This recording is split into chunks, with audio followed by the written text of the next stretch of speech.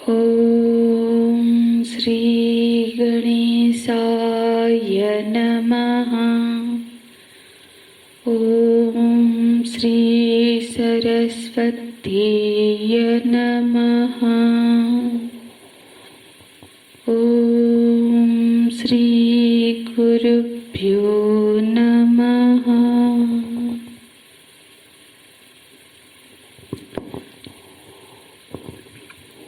नासतो विद्यते भावः नाभावो विद्यते सतः उभयोरपि दृष्टन्तः तनयोस्तत्त्वदर्शिभिः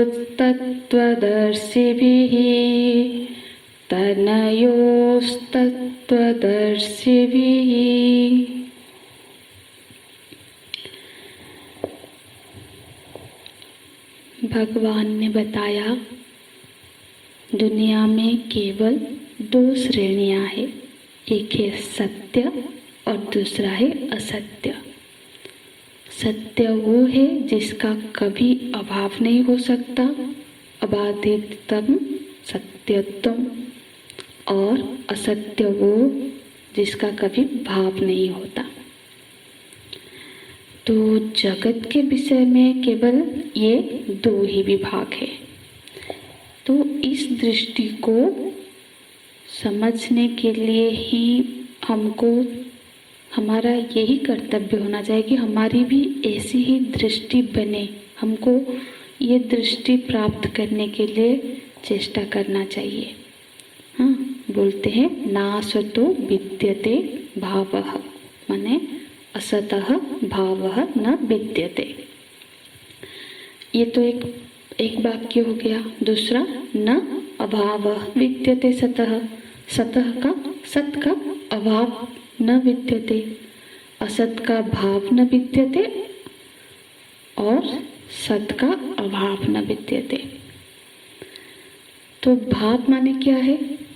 कल की कक्षा में हमने चर्चा की थी। भाव माने भवनाम अस्तिता, होनापना, हो जो है। तो असत का कभी भाव नहीं होता और सत का कभी अभाव नहीं होता, और इसको तत्वदर्शियों के द्वारा देखा गया है। ये निर्णय तत्वदर्शियों के द्वारा प्राप्त हुआ है। तत्वदर्शी जो तत्व के निष्कर्ष को जानने वाले, जो जीवन मुक्त है, जो तत्व का महापुरुष है, वो एक सत तत्व को ही देखते हैं, अर्थात स्वतः स्वाभाविक एक है का ही उनको अनुभव करता है। वो महापुरुषों की दृष्टि में एक सत तत्व है, इसके अलावा, इसके सिवाय और किसी की भी स्वतंत्र सत्ता है नहीं। तो भगवान बोलते हैं उभयोरपि दृष्टन्तः, उभयो अपि अन्तः दुष्टः, माने उभयो कौन? सत और असत का क्या है कि अंतः, अंतः मतलब निर्णय है, अंत मतलब शेष नहीं है। वेदांत, वेद का अंत मतलब वेद का जो निर्णय है, निष्कर्ष है। तो ये जो अंत है, उभयों का जो अंत है, जो निर्णय है, इसका जो अंतिम सार तत्व है, ये देखा गया है। दुष्टः, कई ही दुष्टः बोलते हैं तत्वदर्शी भी ही दुष्टः। तो तत्वदर्शी भी ही तो अनयोः उभयोः तत्वदर्शिभिः अन्तः दृष्टः। तत्वदर्शियों के द्वारा इन दोनों ही तत्वों का जो सार अंतिम निर्णय है वो देखा गया है, अनुभव किया गया है कि सत्य का अभाव नहीं हो सकता और असत का कभी भाव नहीं होता है। तो फिर क्या हुआ? भगवान ने कहा दो विषय दिए, दो विभाग किए, एक सत्य का विभाग और एक असत का विभाग। सत वो है जो कभी अभाव को प्राप्त नहीं होता है और असत वो है जो कभी भाव रूप नहीं होता है। तो इसको तत्वदर्शियों के द्वारा देखा गया ये निर्णय है। तो फिर हम पिछले श्लोक में जो शीत उष्ण सुख दुख आदि को के बारे में हम चर्चा कर रहे थे, तो फिर वो किस कोटि में आएंगे? सत तो नहीं होंगे। तो फिर वो सबको असत की कोटि में रखना होगा। तो जिस समय वो सब प्रतीत हो रहे हैं तब भी प्रतीत काल में भी वो वस्तुतः नहीं है, जिसको सहन करने के लिए तितिक्षस्व भारत, भगवान ने जो सहन करने का उपदेश दे रहे थे वो कैसे करे, वो उसी का ही आगे व्याख्या है ये सब। तो वो जब सुख दुख शीत उष्ण आदि प्रतीत काल में भी वस्तुतः नहीं है, तो ऐसा जो तत्वदर्शी जानता है वो उससे उसके प्रभाव से निष्प्रभाव रहता है, उस पर वो उसका कोई प्रभाव नहीं होता है इस बोध के हो जाने पर। क्योंकि तितिक्षा जो तितिक्षस्व, तितिक्षा का एक धरातल ये हो सकता है कि वो ये जाने कि ये जो शीत उष्ण आदि है ये आगमपाई है, आने जाने वाला है। हाँ, ना सुख निरंतर रहता है ना दुख निरंतर रहता है, और दूसरा है अनित्य है ना, ये नित्य नहीं है। तो ये स्वीकार करके एक तो वो उसको सहता रहता है, ये एक तितिक्षा का साधना है।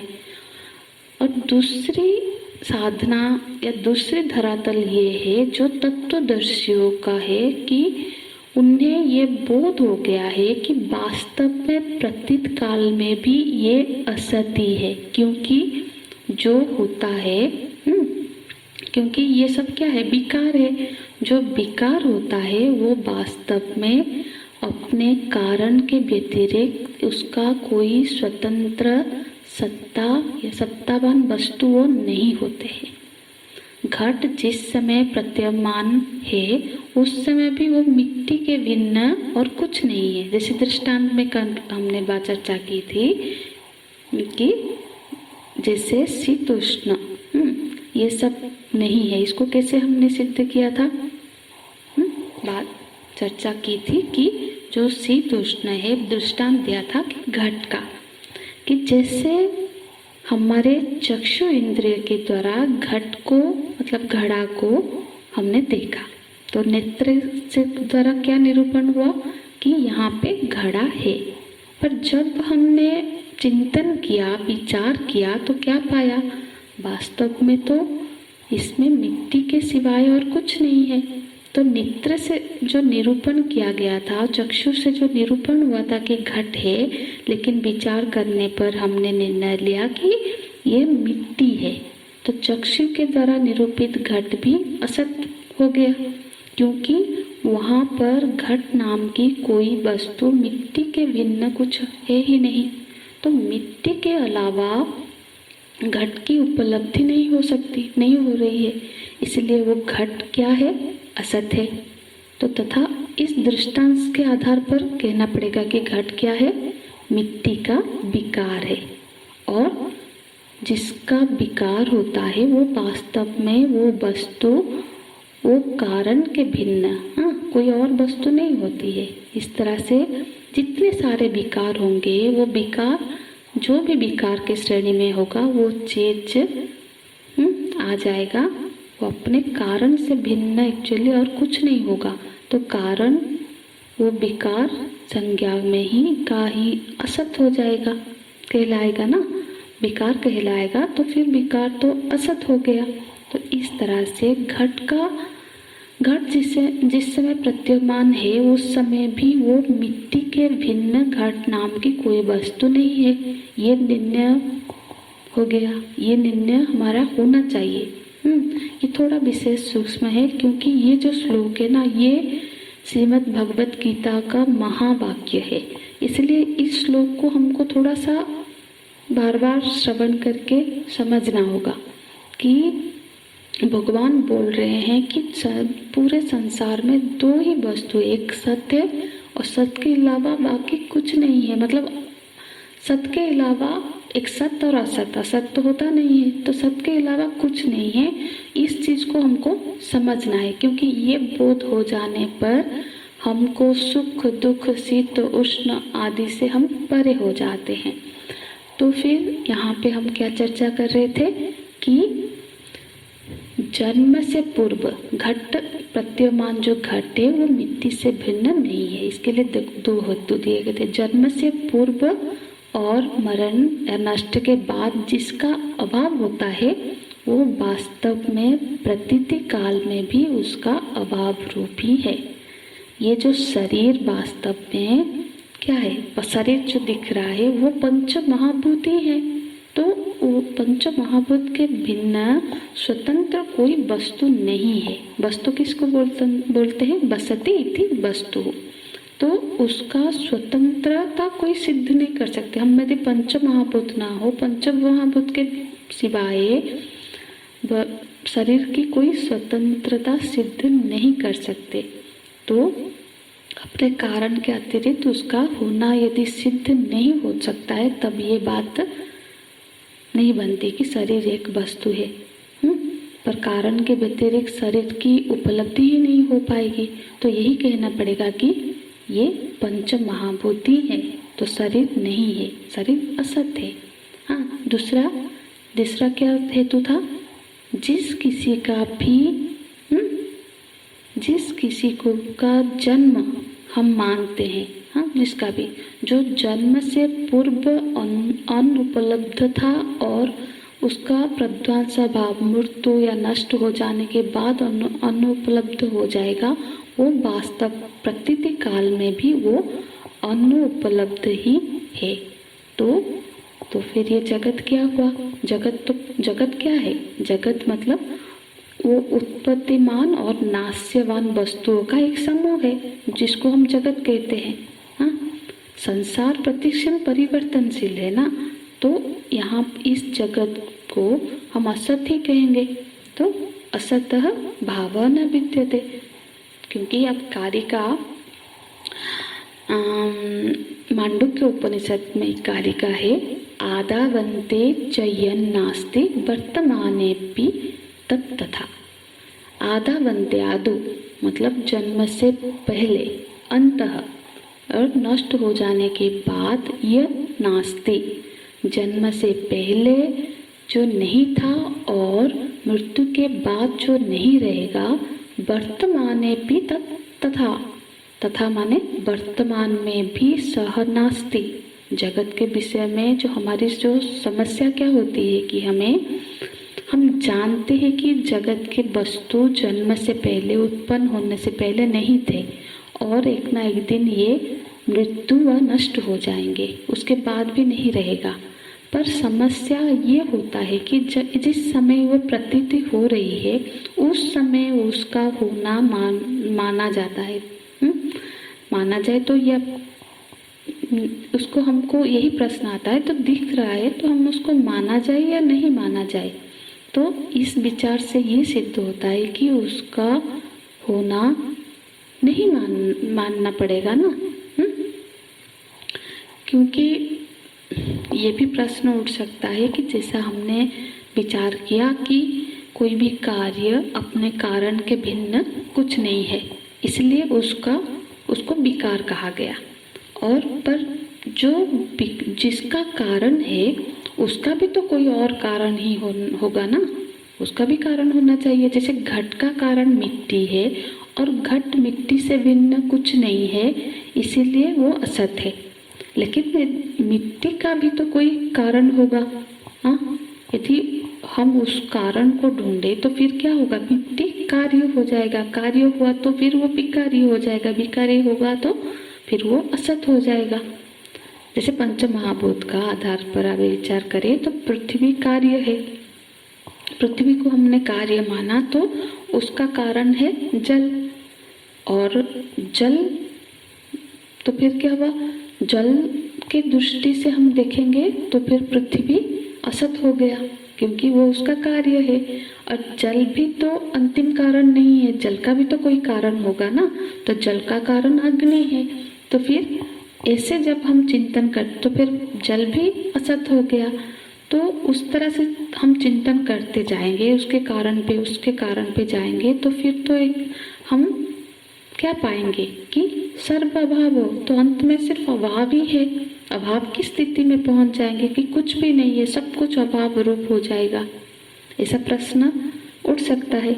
तो भगवान भाष्यकार बोलते ना, नहीं, क्योंकि सर्वत्र बुद्धि द्वय उपलब्धते।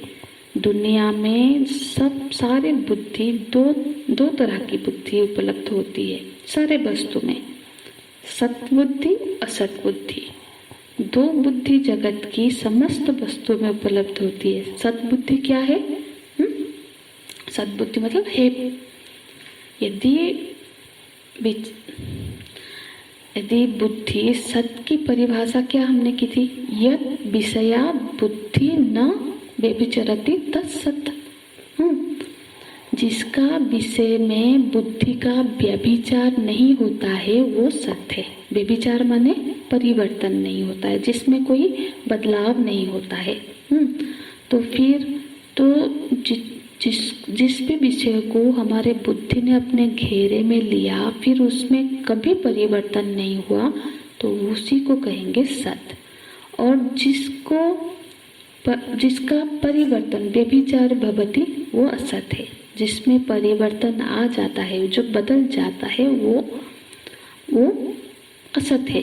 पर दोनों का अधिकरण एक ही है, दोनों ही बुद्धियां एक ही अधिकरण में रहती है। अधिकरण मतलब एक स्थान पे, एक हमारे मस्तिष्क में बोलिए, जो कि उसका अधिकरण है। एक ही अधिकरण में दोनों बुद्धि रहती है, सद्बुद्धि और असत बुद्धि। इसको थोड़ा ध्यान से समझना होगा, क्योंकि ये थोड़ा सा सूक्ष्म विषय है, पर समझ जाएंगे तो ये इस श्लोक का अर्थ हमें खुल जाएगा। तो जब भी हमने किसी वस्तु को देखा, माने उस वस्तु का ज्ञान हुआ, हमको देखा या सुना या किसी भी इंद्रिय से जब उसको अनुभव, उसका ज्ञान हमको हुआ, तो हमारे बुद्धि में दो विभाग है। हमारे बुद्धि ने एक विषय का आकार धारण किया, एक साथ उसने दो बुद्धियां बनी। जैसे पुस्तकम बोले तो एक पुस्तक दिखा, पुस्तकम अस्ति, ये बुद्धि, दो बुद्धि। एक पुस्तक, एक उसका होना बना। घटम अस्ति, पटम अस्ति, मनुष्य अस्ति। तो इतने सारे विषयों में एक बुद्धि है जो कि व्यभिचारित हो रही है, घट पट वो सब चेंज हो रहा है। तो और पर एक विषय है जो बदल नहीं रहा है, अस्ति अस्ति अस्ति, इसका व्यभिचार नहीं हो रहा है ना। तो यहाँ पर विषय बुद्धि ना व्यभिचरति, वो है या अस्ति, अस्ति विषय बुद्धि ना व्यभिचरति। इसको कल थोड़ा सा और चर्चा करेंगे, हो सकता है उससे हम समझ जाए। तो जो सर्व अभाव रूप है उसका भी कोई अधिष्ठान तो होना चाहिए, है ना। अभाव रूप किंतु प्रतीयमान जगत का कोई अधिष्ठान होना चाहिए, जो जगत का हिस्सा ना हो, वो होगा सत्य। उसका कभी अभाव नहीं हो सकता, क्योंकि सभी अभाव रूप वस्तु का भी वो अधिष्ठान होगा। ठीक है, कल फिर से थोड़ा सा और इस पर विचार करेंगे। हरि ओम तत्सत। ओम पूर्णमदः पूर्णमिदं पूर्णात् पूर्णमुदच्यते पूर्णस्य पूर्णमादाय पूर्णमेवावशिष्यते। ओम शांति शांति शांतिः।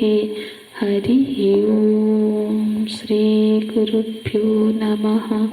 हरि ओम।